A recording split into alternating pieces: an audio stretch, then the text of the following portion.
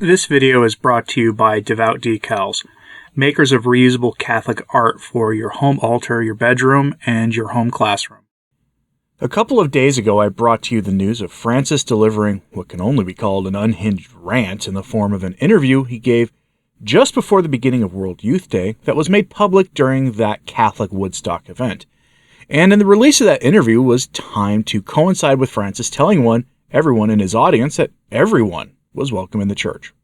His weird interview made it clear that not quite everyone is welcome in the church, including those traditionalists who apparently help foster corruption in the church.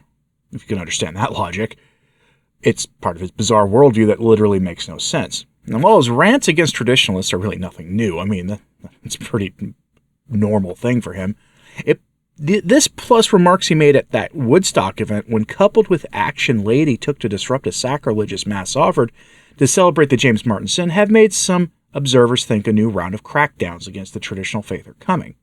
Crackdowns in the form of more restrictions against the traditional mass, maybe, or formal condemnations of lay organizations and voices, or against traditional religious, who seem to be his favorite target. Those suggestions aren't coming only from the laity either. Archbishop Viganò gave an interview in response to Francis's recent screed against traditional Catholics. When compared to a speech Francis gave to secular rulers while he was in Portugal, we get something very clear out of this. There are two faiths at play in the church now. The traditional Catholic faith, the true one, which is under attack by ecclesial authorities, including the man the world sees as Pope, and the other held by that same man by all appearances, which omits the name of our blessed Lord from formal addresses to secular authority figures, except as an example of one wise figure in history among others, essentially marginalizing Jesus himself. Vigano gave his interview on Saturday to the Italian commentator Aldo Maria Valli. The subject of the interview was pretty straightforward. Should we expect further suppressions of the traditional Mass and other actions against traditional Catholics? The question he is asked is simple. What is the final goal? The question follows a rather long response from Vigano about the attempt to destroy the papal monarchy and replace it with a parliament, as we're potentially seeing at the Synod on synodality. This may in fact enable all manner of sin to be welcomed in the church, which we also got a hint at World Youth Day, in the form of some, let's call them very questionable audiences Francis gave. But here is what Vigano had to say about the final goal. Quote, "We understood that Bergoglio's main purpose is to sow division and destroy. His modus operandi is always the same. First of all, it artificially provokes a, quote, debate on issues that cannot be subject to controversy in the church, having already been defined by the magisterium. On the one hand, the ultra-progressives, and on the other, the conservatives. Traditional Catholics, as I've explained earlier, haven't been following these new church delusions for a long time, and they are perfectly fine with it. Then he arranges for what he wants to obtain, a doctrinal, moral, disciplinary, liturgical modification, to be proposed by an ostensibly neutral mediator who tries to find a compromise while in reality pandering to the progressive side. At this point, Bergoglio, from above, and as if he were only then discovering that there is a question to be clarified on which end authoritative pronouncement is needed, imposes a change that seems less serious than what the ultra-progressives had asked for, but which remains inadmissible for a Catholic, at that point forced to disobey. And his disobedience instantly becomes heresy or schism, simply by recalling the errors of the old Catholics at Vatican I. But here lies the most treacherous deception. The doctrinal deviations of the old Catholics are simplistically dismissed by Bergoglio as a claim to be repositories of the true faith, something that every heresiarch has always tried to defend, while the old Catholics have shown that what they share with the Bergoglian Church has many more heresies than it has truths in common with the traditionalists, starting with the female priesthood. And it is surprising that Bergoglio does not remember that the doctrinal demands of the old Catholics began well before the First Vatican Council, for questions of papal appointments of bishops in the Netherlands, but soon showed their assonance with the modernists. We have therefore understood that the identification of an enemy, in this case, the rigid, i.e., the Catholics faithful to the immutable magisterium is the corollary of the deification of the revolution in the Church. The synod is the work of the Holy Spirit, and Bergoglio is a victim of providence, according to Francis's view. So either we accept apostasy as willed by God, which is absurd, as well as blasphemous, or we end up ipso facto in the circle of Bergoglio's enemies, thereby deserving the condemnation reserved for heretics and schismatics. A strange way of understanding the parousia and inclusiveness of the Church of Mercy, end quote. So we need to talk about something here, by way of sort of definition. In the aftermath of the First Vatican Council in the late 19th century, the council where papal infallibility, something the Church has always held to but never really defined, was defined, formally defined. And the definition, frankly, isn't the easiest to interpret for a lot of people. This has been roundly criticized by groups after the council. And they never really got clarification on it. And some of the ambiguity in that definition has led to papolatry, to put it mildly. This idea that that Francis is essentially, or any pope really, is God made manifest. It's how Vatican II was able to be pushed so hard on people. It's errors that, either errors in its implementation, if you prefer, or errors in the documents. It's not a debate I'm not interested in going into here. But that was enabled by some of the ambiguity in the text, something that could have been taken care of by the popes thereafter, but for whatever reason they chose not to. And there were groups at that time who broke away from Rome after Vatican I over the issue of papal infallibility, one of which are called the Old Catholics. And these are not to be confused with some other groups that had questions about papal infallibility either.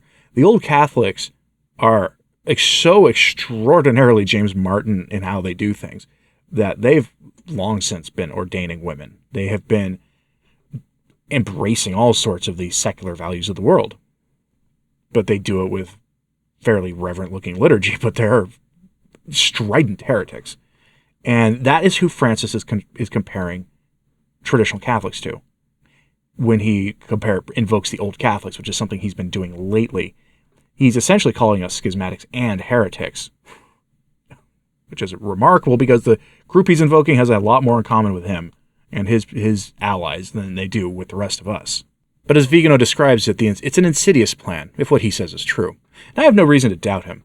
His adversaries, meaning those who cling to the same faith as our ancestors, which includes laity, priests, good bishops who either try to oppose him publicly or who attempt to be more subtle by not enacting his demonic mandates in their dioceses, are compared to heretical organizations, who, as Vigano says, historically have, frankly, a lot more in common with Francis and his synodal church than do the traditional Catholics, who want the same faith as our ancestors.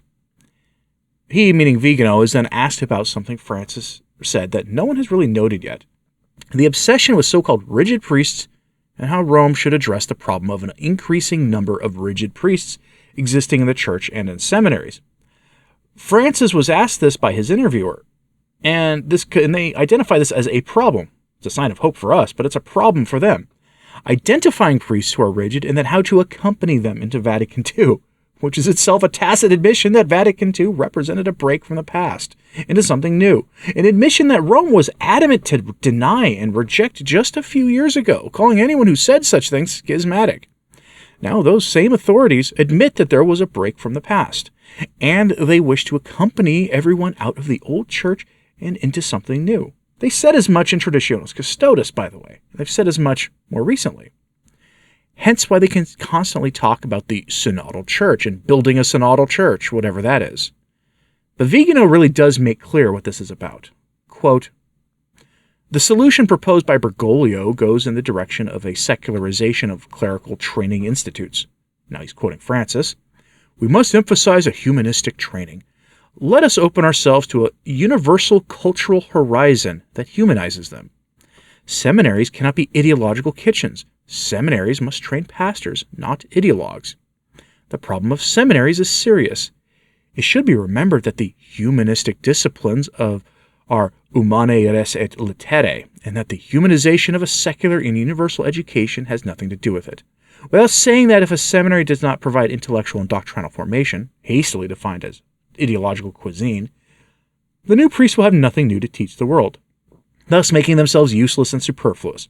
Bergoglio demonstrates once again that he denounces the behavior of others as reprehensible, at the very moment in which he himself adopts it. Vigano's calling him a hypocrite. Regarding the need to privilege the relationships of the bishops with his flock, he does not realize that his words sound mocking when he states, "You already see that in the new appointments of bishops, not only in Spain, but throughout the world, I apply a general criterion. Once a bishop is residential and assigned, he is already married to that diocese. If you look at another, if you hope for a transfer, it is episcopal adultery. Whoever seeks a promotion commits episcopal adultery." Now, Vigano responds to that concept. Yet bishops who are loved by their faithful, such as Monsignor Joseph Strickland in Texas, are subjected to intimidation and apostolic visits with the aim of removing them, forcing them to resign. End quote. That humanistic language about universal cultural horizons should be alarming, but at this point it's not. We're used to Francis pandering to the world and to the rulers of this world, and perhaps even to the Lord of this world, pandering done in word and deed. For example, with little media attention given to it, Francis gave an address while in Portugal to secular politicians. The Vatican quietly published the text of the address on the Vatican website.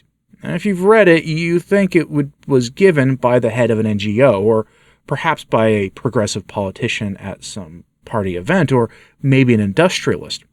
You wouldn't think it was given by the alleged Pope of the Catholic Church. Nowhere in this address is the name of our blessed Lord invoked, except in one place at the end as an example of one leader among others. And nowhere are the morals taught by the Church and the laws of God mentioned. And instead, Francis extols the virtues of the ongoing project of what we'll call the integration of all human beings into one social, economic, and political system. Now, this address was covered by the Catholic website New Daily Compass a few days ago, and the author of the piece does a very good job of reminding us of what Francis is about here. Selling the church out to our secular rulers, of replacing the faith with their ideas, which puts the work of burying rigid priests and going after traditionalists make much more sense. So this little bit here comes from that article, and I think it will help us understand this. Quote, "One of Francis's most important speeches at World Youth Day in Lisbon was certainly the one he delivered on Wednesday, the 2nd of August, before the civil authorities and diplomatic corps. Due to the nature of the recipients, it was a speech addressed to the world, not to those within the Church. And his words on social, political, and economic issues are indicative of how he understands the Church's proposal in the field of its social doctrine. We can say that the two characteristic points of the speech are the accentuated ongoing integration on one hand and the silence on Jesus Christ on the other. As he always does, and on this occasion too, Francis pushed the accelerator towards governance of every human being that is the fruit of an unspecified fraternity and fueled by confused hope, which pretends to manage all the phenomena of today. As for Christ, Francis conducted his entire speech without ever mentioning him, until the conclusion when, speaking of the hope that must animate the planetary community at this moment, he said, quote, 'Hope which we Christians learned about from the Lord Jesus Christ.' This means that others can learn it equally well elsewhere. Christ is one of the many teachers of hope. One might think that addressing politicians and ambassadors, one should make a secular and profane speech, and that therefore Francis did well to aim low, without mentioning faith and religion, that he did well to limit himself to nature without bringing up the supernatural. Perhaps from the listener's point of view this is true, but from the Pope's point of view it cannot be true. Indeed, nothing takes place on the natural plane that does not reflect the influence of the supernatural on it. Revelation and grace directly invest the natural plane, not to replace the responsibilities proper to that level, but to teach them that the ultimate goal is another." End quote. Very true. All lawful power on earth comes from heaven. The misuse of that authority to create a new Tower of Babel is the ongoing project we see by our secular rulers, who often actually invoke the Tower of Babel to mock the faith in God in their attempts to achieve this integration. They model buildings for their project off of it. They invoke the Tower of Babel at the UN. They have no shame. They turn their back on God, and it's shameful that the only invocation of Christ was an example of a teacher of hope instead of the only source of grace and salvation available to people, and without whom Their, meaning our rulers' proposals for further integration, will degenerate into tyranny and end in failure. But what do you think about this? Does Francis's words about rigidity and traditional Catholics make more sense in light of his pandering to secular rulers? Is his replacing the faith with the creed and philosophy of our rulers? Is that what he's doing? Let me know what you think of all this in the comments, please. And like and subscribe if you haven't. It does help. As does sharing this on social media. That helps too. As always, pray for the church. I'm Anthony Stine. Ave Maria.